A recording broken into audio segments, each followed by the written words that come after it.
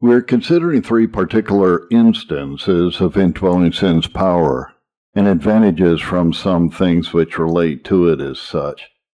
Number 1, its seat and subject, chapter 3 of this book. Number 2, its natural properties, chapter 4. Number 3, its operation and manner manifested in aversion to God, chapter 5. In opposition to God, by force, chapters 6 and 7, and 2, by deceit, against the general work of a holy frame of mind, chapter 8. And number 2, against special duties, chapter 9, this chapter. Indwelling sin opposes God by force and by deceit. We began consideration of its working by deceit in chapter 8, and this in general workings to keep the soul from considering both the mind's vileness and God and His grace. How sin by its deceit endeavors to draw off the mind from attending to the holy frame for walking with God, in which the soul ought to be preserved, therefore has been declared. We proceed now to show how sin by its deceit does the same work in reference to those special duties by which the designs, workings, and prevalence of it may in a special manner be opposed and prevented. Introduction. Sin indeed maintains an enmity against all duties of obedience, or rather against God in them. When I would do good, says the apostle, evil is present with me, Romans 7 verse 21. That is, whenever I would do good, or whatsoever good I would do, that is, spiritual good, good in reference to God, sin is present with me to hinder me from the good, to oppose me in it. On the other side, all duties of obedience lie directly against the actings of the law of sin. For as the flesh and all of its actings lust against the Spirit, so the Spirit and all of its actings lusts against the flesh. And therefore, every duty performed in the strength and grace of the Spirit is contrary to the law of sin. If you through the Spirit mortify the deeds of the body, that is, the flesh acting upon the law of sin, Romans 8 verse 13. Actings of the Spirit of grace and duties do this work. The Spirit and the law of sin are contrary, yet there are some duties that in their own nature and by God's appointment have a peculiar influence to the weakening and subduing of the whole law of sin and its very principles and chief strengths. These duties the mind of a believer ought principally to attend to in his whole course, and from these sin and its deceit endeavors principally to draw off the mind. In diseases of the body, they say that some remedies have a specific quality against distempers. In like manner, in this disease of the soul, there are some duties that have a special virtue against this sinful distemper. I shall not insist on many of these remedies, but instance only 2 duties that seem to me to be of this nature, namely, that by God's designation they have a special tendency towards a ruin of the law of sin. Then we shall show the ways, methods, and means that the law of sin uses to divert the mind from a due attendance to these duties. The first of these is prayer and meditation. Now, these duties are first, prayer, especially private prayer, and secondly, meditation. I put them together because they much agree in their general nature and purpose, different only in the manner of their performance. By meditation, I mean meditating upon what respect and suitableness there is between the Word and our own hearts to this end, that our hearts may be brought to a more exact conformity to the Word. It is our pondering on the truth as it is in Jesus, Ephesians 4 verse 21, that finds out the image and representation of the Word in our own hearts. Therefore, meditation has the same intent with prayer, which is to bring our souls into a frame in all things, answering the mind and will of God. They are as blood and spirits in the veins, which have the same life, motion, and use. Now I've declared meditation to be of great power for controlling the actings of the law of sin. But professing Christians are generally at a great loss in this duty of meditation. Therefore I shall in our discourse give briefly 2 or 3 rules for the directing of believers to a right performance of this great duty. They are those that follow. Rules for meditation. Meditate on God with God, that is, when we would undertake thoughts and meditations of God, His excellencies, His properties, His glory, His majesty, His love, His goodness, let it be done in a way of speaking to God in a deep humiliation and lowering of our souls before Him. This will fix the mind and draw it forth from one thing to another to give glory to God in a due manner. It will affect the soul until it be brought into that holy admiration of God and delight in Him, which is acceptable to Him. My meaning is that meditation be done in a way of prayer and praise, a speaking to God. Number 2, meditate on the Word, in the Word. In the reading of the Bible, consider in the particular passages the sense we insist upon. Look into God for help, guidance, and direction, and the discovery of His mind and will therein, and labor to have our hearts affected with it. Number 3, meditate frequently. What we come short of in evenness and constancy in our thoughts on these things, let it be made up in frequency. Some are discouraged because their minds do not regularly supply them with thoughts to carry on their meditations, through the weakness or imperfection of their thoughts. Let this be supplied by frequent returns of the mind to the subject proposed to be meditated upon, whereby new senses will still be supplied to it. But this mention of rules for meditation is outside of our main purpose. We have only chosen prayer and meditation for examples, not excluding some others from the same place, office, and usefulness. These duties of prayer and meditation, then, among others, make a special opposition to the very being and life of indwelling sin, or rather, faith in them does so. These duties are perpetually designing sin's utter ruin. In the pursuit of our present purpose, I shall therefore do these 2 things first. Show the suitableness and usefulness of this duty, or these duties of prayer and meditation, as I shall handle them jointly, to the ruining of sin in section 2 following.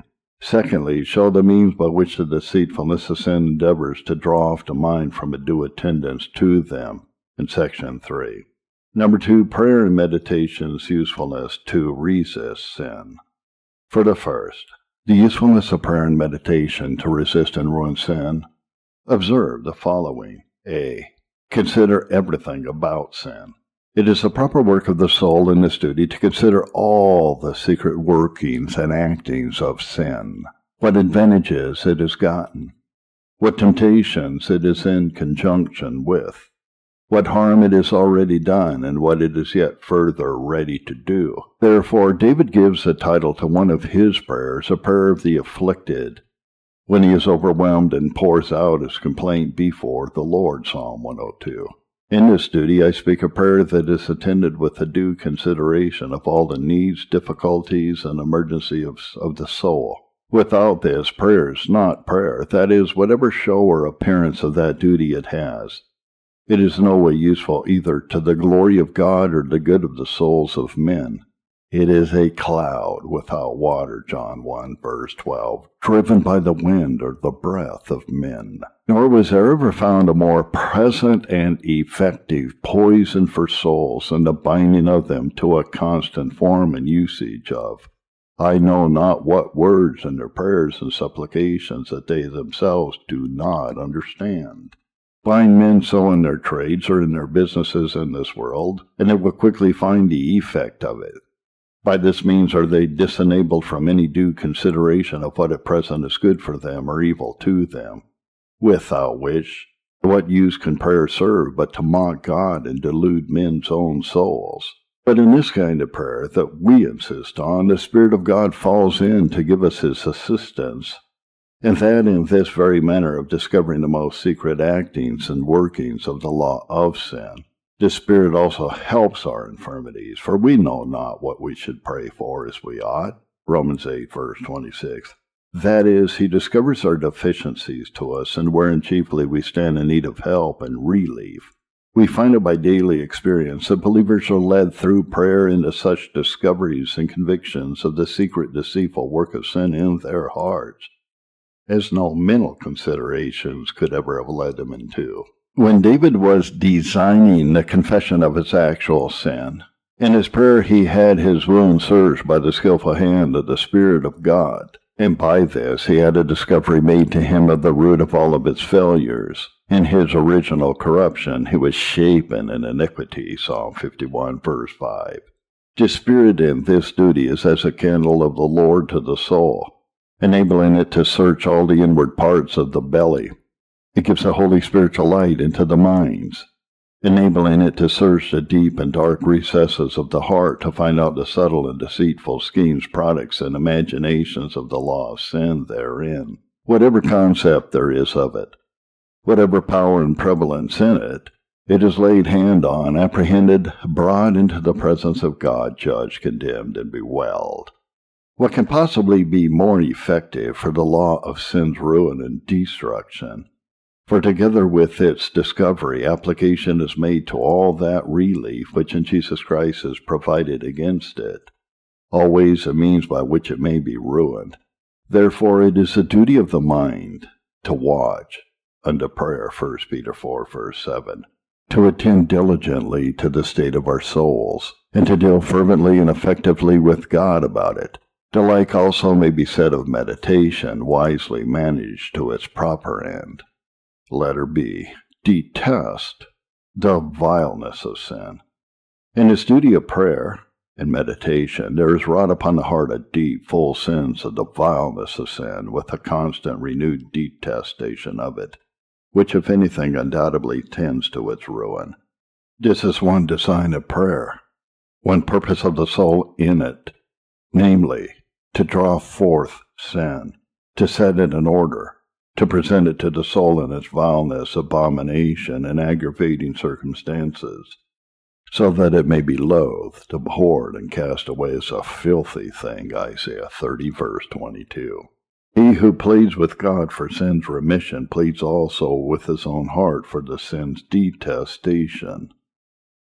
Hosea 14, verse 3. In this, sin also is judged in the name of God, for the soul in its confession subscribes to God's detestation of it, and the sentence of his law against it. There is indeed a course of these duties that convicted persons give themselves up to as a mere hiding place for their lusts. They cannot sin quietly unless they perform duty constantly. But the prayer we speak of is a thing of another nature, a thing that will allow no mixing with sin, much less will serve the ends of the deceit of sin as does outward formal prayer. For prayer will not be bribed into a secret compliance with any of the enemies of God or the soul. No, not for a moment. Therefore, often in this duty the heart is raised to the most sincere, effective sense of sin and detestation of it that the soul ever obtains in its whole course of obedience. This clearly tends also to the weakening and ruin of the law of sin. Letter C. Obtain strength against sin. Prayer is a way appointed and blessed of God to obtain strength and power against sin. If any of you lack, let him ask of God, James 1, verse 5. Prayer is a way of obtaining from God by Christ a supply of all of our needs and assistance against all opposition, especially that which is made against us by sin. This, I suppose, need not to be insisted on. It is, in principle and practice, clear to every believer. In this we call on Christ, and the Lord Jesus comes to our assistance with suitable help in time of need, Hebrews 4, verse 16. Letter D. Practice faith. Faith in prayer counters all the workings of the deceit of sin. This is because the soul therein constantly engages itself unto God to oppose all sin whatsoever. I have sworn, and I will perform it, that I will keep thy righteous judgment, Psalm 119, verse 106. This is the language of every gracious soul in its addresses to God. The inmost parts of it engage themselves to God, to cleave to him in all things, and to oppose sin in all things. He who cannot do this cannot pray. To pray with any other frame is but to flatter God with our lips, which he abhors. This exceedingly helps a believer in pursuing sin to its ruin in the following ways. First, finding secret lusts. If there be any secret lust that lies lurking in the heart, one will find sin either rising up against this engagement of prayer, or using its trickery to secure itself from prayer. By this, sin is discovered, and the conviction of the heart concerning its evil furthered and strengthened. Sin makes a most certain discovery of itself, and never more evidently than when it is most severely pursued. Lusts in men are compared to hurtful beasts, Isaiah 11, verses 4 to 6. or men themselves are such because of their lusts. Now such beasts hide themselves in their dens and never discover themselves so much, at least in their proper nature and rage, as when they are most earnestly pursued. So it is with sin and corruption in the heart. Secondly, awakening against strong sins. If any sin be prevalent in the soul, it will weaken prayer and take it off from this constant engagement with God. Sin will breed an insincerity regarding prayer, or a slightness in it. Now, when this is observed, it will exceedingly awaken a gracious soul and stir it up to look about itself. A causeless weariness and indisposition of the body is looked on as a sign of an approaching fever, or some dangerous distemper, which stirs up men to use a timely and vigorous prevention so that they are not seized upon it. It is the same in this case. When the soul of a believer finds in itself an indisposition to make fervent, sincere engagements of universal holiness to God, it knows that there is some prevalent distemper in it. It finds a place of it, and it sets itself against it. Thirdly, providing confidence of victory. While the soul can thus constantly engage itself to God, it is certain that sin can rise to no ruinous prevalence. It is a conquest over sin, a most considerable conquest, when the soul fully and clearly, without any secret reserve, comes off with readiness and resolution in such an engagement. Psalm 18, verse 23. Upon such a success, it may triumph in the grace of God and have good hope, through faith, that it shall have a final conquest. What its soul resolves shall be done. It has decreed a thing, and it shall be established. This tends to the disappointment, yea, to the ruin of the law of sin. Fourthly, supporting watchfulness. If the heart is not deceived by cursed hypocrisy, this engagement of prayer to God will greatly influence it to a peculiar diligence and watchfulness against all sin. There is no greater evidence of hypocrisy than to have the heart say, like the whorish woman, I have paid my vows, now I may take myself to my sin, Proverbs 7, verse 14, or to be negligent about sin, as being satisfied that it is prayed against it.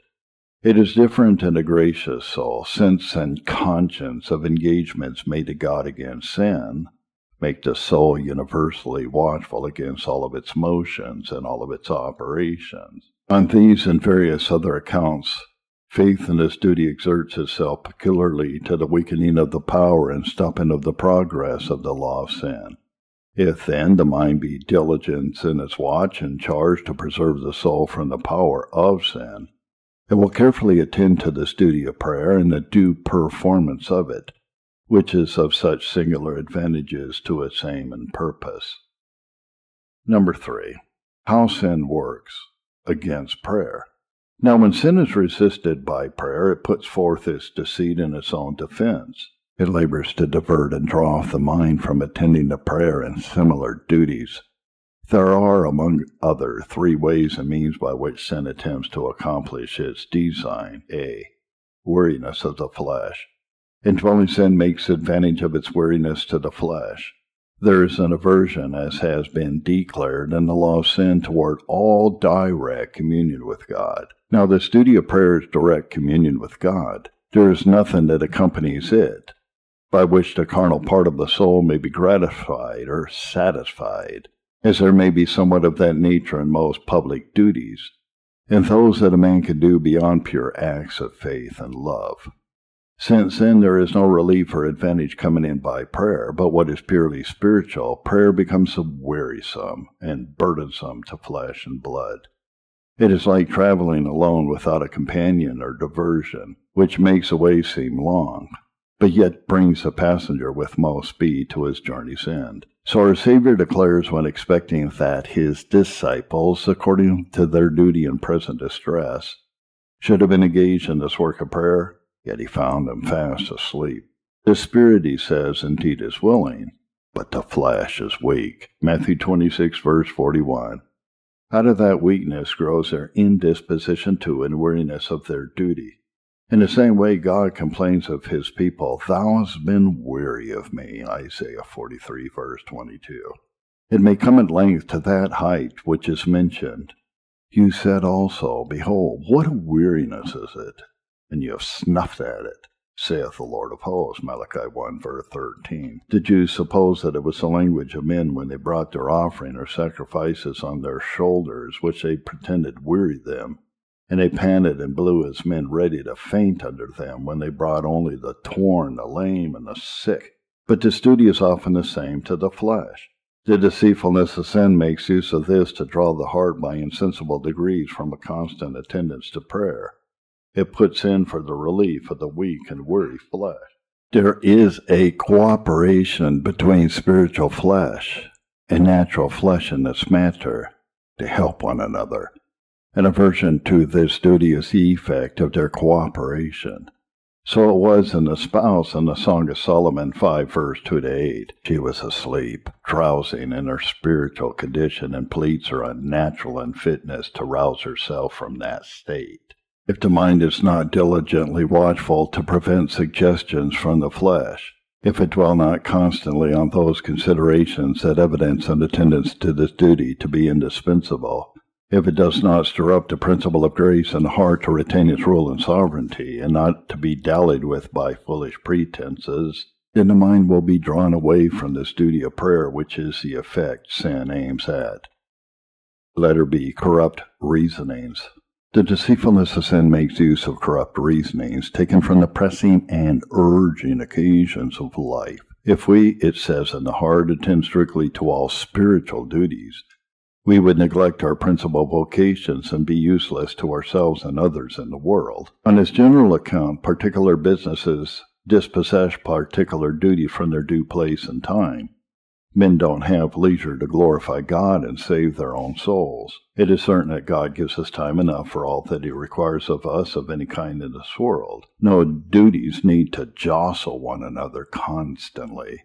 Special occasions must be determined according to special circumstances.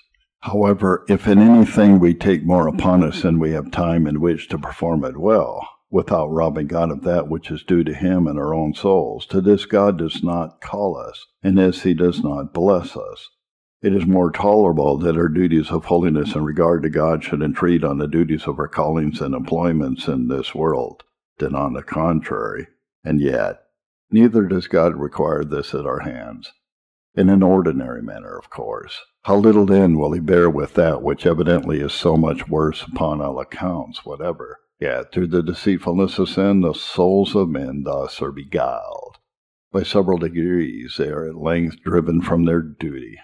Letter C. Compensation from other duties. The law of sin deals with the mind to draw it off from its attendance to this duty of prayer, by an offer of compensation to be made by other duties. Is Saul thought to compensate his disobedience by sacrifice, 1 Samuel 15, verse 22. May not the same duty of prayer suffice when performed in public, or in the family? And if the soul be so foolish as not to answer, these ought you have to done, and not to leave the other undone, Luke 11:42, it may be ensnared and deceived.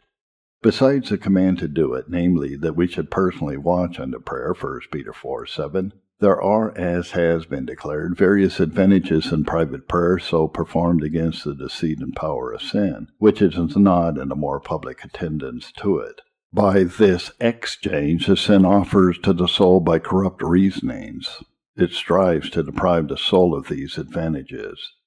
Letter D. Deferred obedience. I may add here that which has a place in all the workings of sin by deceit, namely, is feeding the soul with promises and purposes of a more diligent attendance to this duty of prayer, when occasions will permit. By this means it brings the soul to say to its convictions of duty, as Felix did to Paul, "Go thy way for this time. When I have a convenient season, I will call for you." Acts 24:25. By this means the present season and time, which alone is ours, is often lost irrecoverably. Summary. These are some of the ways and means by which the deceit of sin endeavors to draw off the mind from its due attendance to this duty of prayer. which is so peculiarly suited to prevent sin's progress and prevalence, and which aims so directly and immediately at its ruin. I might instance also other duties of the like tendency, but this may suffice to discover the nature of this part of the deceit of sin. This is the first way, then, by which indwelling sin makes way for the further entangling of the affections and the conception of sin. When sin has wrought this effect on anyone, he is said to be drawn away, to be diverted from what in his mind he ought constantly to attend to in his walkings before the Lord. Number 4, how failure begins. This will instruct us to see and discern where lies the beginning of our decline and failings in the way of God, and that either as to our general course or as to our attendance to special duties.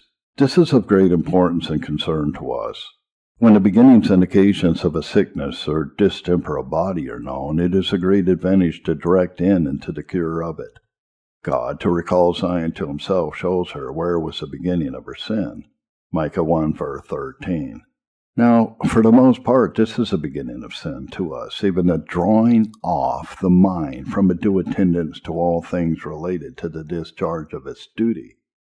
The principal care and charge of the soul lies on the mind.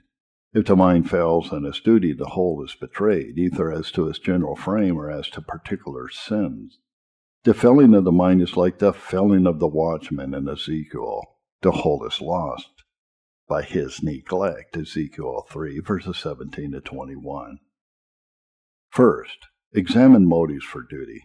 Therefore, in that self-scrutiny and search to which we are called, we are most diligently to inquire after these beginnings of the failure of the mind to attend to spiritual duties. God does not look at what duties we perform, as to their number and title, or as to their nature merely, but whether we do them with the intention of mind and spirit that he requires. Many men perform duties in a road or course, and do not, as it were, so much as think of them. Their minds are filled with other things, even though duty takes up so much of their time. This is but an endeavor to mock God and deceive our own souls. Would you therefore take the true measure of yourselves, consider how it is with you as to the duty of your minds that we have inquired after. Consider whether by any of the deceits mentioned you have not been diverted and drawn away. And if there be any decays upon you in any kind, you will find that there has been the beginning of those deceits. By one way or other your minds have been made heedless, regardless, slothful, and uncertain, being beguiled and drawn off from their duty. Letter B, guard diligently. Consider the charge. Keep your heart with all diligence, Proverbs 4, verses 23 to 27. May not such a soul say, if I had intended more diligently, if I had considered more wisely the vile nature of sin, if I had not allowed my mind to be possessed with vain hopes and foolish imaginations by accursed abuse of gospel grace, if I had not permitted it to be filled with the things of the world, and to become negligent in attending to special duties, then I had not at this day been thus sick, weak, thriftless, wounded, decayed, and defiled. My careless, deceived mind has been the beginning of sin and transgression in my soul. This discovery will direct a soul to a suitable way for its healing and recovery, which will never be effected by a multiplying of particular duties, but only by a restoring of the mind, Psalm 23, verse 3. C. A steadfast mind. This, therefore, also appears to be the great means of preserving our souls, both as to their general frame and particular duties, according to the mind and will of God, namely, to endeavor after a sound and steadfast mind. It is a notable grace to have the spirit of power and of love and of a sound mind, 2 Timothy 1, verse 7. A sound mind is a stable, solid, resolved mind in the things of God, not easily moved, diverted, changed, not drawn aside. It is a mind not apt to hearken after corrupt reasonings, vain insinuations, or pretenses to draw it off from its duty. This is that to which the apostle exhorts believers. Therefore, my beloved brethren, be you steadfast and movable, always abounding in the work of the Lord, 1 Corinthians 15, verse 58. The steadfastness of our minds abiding in their duty is the cause of all of our unmovableness and fruitfulness and obedience. For this reason, Peter tells that those who are by any means led away or enticed fall from their own steadfastness, 2 Peter 3, verse 17. The great blame that is laid upon backsliders is that they are not steadfast. Their heart was not steadfast, Psalm 78, verse 37. If the soul be safe, unless the mind be drawn off from its duty, the soundness and steadfastness of the mind is its great preservative. There are three parts of this steadfastness of the mind. First, a full purpose of cleaving to God in all things. Secondly, a daily renovation and quickening of the heart to discharge this purpose. Thirdly, resolutions against all dalliances or discussions about negligence in that discharge, which are not here to be spoken about.